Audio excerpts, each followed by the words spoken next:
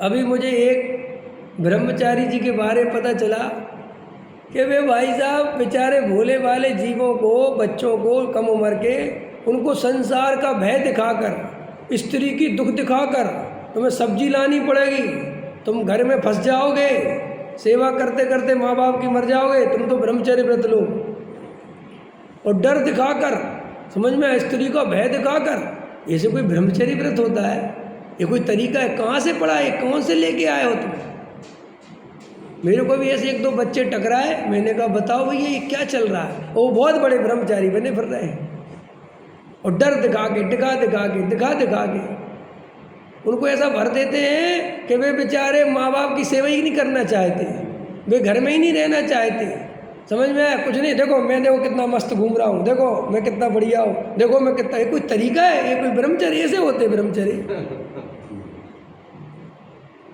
है? देखो मैं कितना स्वतंत्र हूँ, मैं जहाँ चाहूँ वहाँ, तुम शादी कर लोगे तो फंस जाओगे, हिल नहीं सकते, बीवी की तुम जो है पूर्ति नहीं कर पाओगे सामान ला ला के। क्या है ये सब तरीका? ये कौन से शास्त्रों में, जिनागम में ब्रह्मचारी बनाने का उपाय है भाई? और वे ना, जो कम उम्र के बच्चे बेचारे भावुक हो जाते हैं, डर जाते हैं, 18-18, 20-20 साल के बच्चे घबरा जाते हैं भैया, सोचते हो अरे भैया, और फिर नरक निगोद का डर दिखा दिया, फिर उसमें इतनी हिंसा होती है, इतनी हिंसा होती है, इतनी, क्या है ये सब? ऐसे नेगेटिव करके किसी को ब्रह्मचारी नहीं बनाना। आत्मा के अनुभव में, ब्रह्म में रमने पर ब्रह्मचर्य होता है। टोडामल जी साहब ने ये सबको पढ़ना चाहिए। सम्यक चारित्र्य के अन्यथा स्वरूप में त्याग व्रत जिनको लेना हो, संयम जिनको लेना हो, उन्हें मोक्ष मार्ग प्रकाशक का 7वां अधिकार पूरा, और उसमें भी सम्यक चारित्र्य का अन्यथा स्वरूप, ये पूरा पढ़ना चाहिए भैया। निचली भूमिका में ऐसे डर दिखा दिखा के, और हमें कोई क्या बताएगा? क्या बताएगा कोई हमें? हमने भी उस डर का अनुभव किया है, हमने भी मुनि बनने की सोची है, हमने नहीं सोची ऐसा नहीं है। जे खुद बैठे बजसैन जी, जे भी साधु बनने वाले थे, क्यों? और कहाँ फिर क्यों नहीं, क्या हालत है अपन की? अभी अपन साधु बन जाते तो क्या करते भैया? हाँ, जे पलायनवाद है, जे पलायनवाद है, जे आदमियों को निठल्ला बनाना है धर्म के नाम पर। अरे तुम्हें अपने शिष्य बढ़ाने हैं तो ऐसे बढ़ाओगे शिष्य? अरे आत्मा की बात सुनाओ, ध्रुव की चर्चा करो, वेद ज्ञान की चर्चा करो, बायोलॉजिकल सिखा रहे, बायोलॉजिकल। अरे जो बायोलॉजिकल से आत्मा मिलता है, काम भोग बंधन की कथा सिखाने की है, वो तो जीव ने अनादिकाल से सीखी, उसमें क्या दम है? और काम भोग बंधन की कथा निंदा करने से कभी नहीं छूटती। 9 द्वार भय घिन क्यारी, असदेह करें के म्यारी। अरे तो वैराग्य की बात है।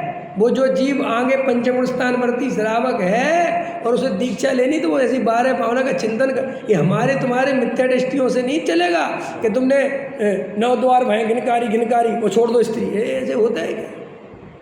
ऐसे छोड़ देगा कोई स्त्री? जब उदय आता है, दिखते हैं क्या होती है कसाय, और क्यों झूठ भरे क्यों करना भाई? एक बच्चा है, हम तो जीवन अपन जानते ना, 17, 18, 20 साल का बच्चा है, उसे क्यों भय दिखाना? उसे मजबूत बनाओ। अरे बेटे, गृहस्थ जीवन कोई हमारे तीर्थंकरों ने भी स्वीकार किया, कोई गृहस्थ जीवन अनादर के योग्य नहीं है, कोई पाप नहीं है। अभी का द्रव्य क्षेत्र काल भाव, तुम्हारी शक्ति, तुम्हारी सामर्थ्य बच्चे वैसी नहीं है भाई। मतलब हमने जो कर लिया, अब हमारे जैसे 10 बनाने के चक्कर में क्यों? हाँ, नक्कटा सुना? नक्कटा है, नक्कटा सुना? याद आ गया?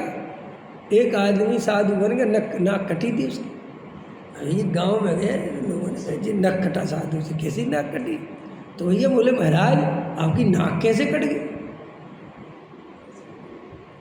तो कहने लगा आत्मा का अनुभव नाक कटाए बिना नहीं होता, परमात्मा तभी मिलता है जब नाक कटती है।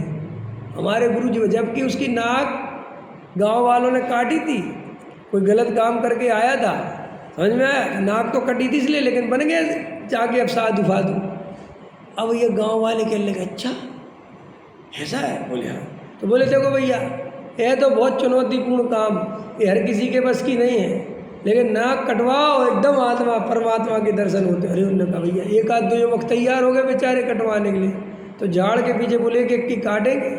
बोले आओ, तो झाड़ के पीछे ले गए, एक की काट दी। बोले हो गए परमात्मा के दर्शन? बोले कुछ नहीं हुआ। बोले कहना भी मत किसी से, कुछ नहीं होता, लेकिन अब किसी से कहा तो मर जाएगा।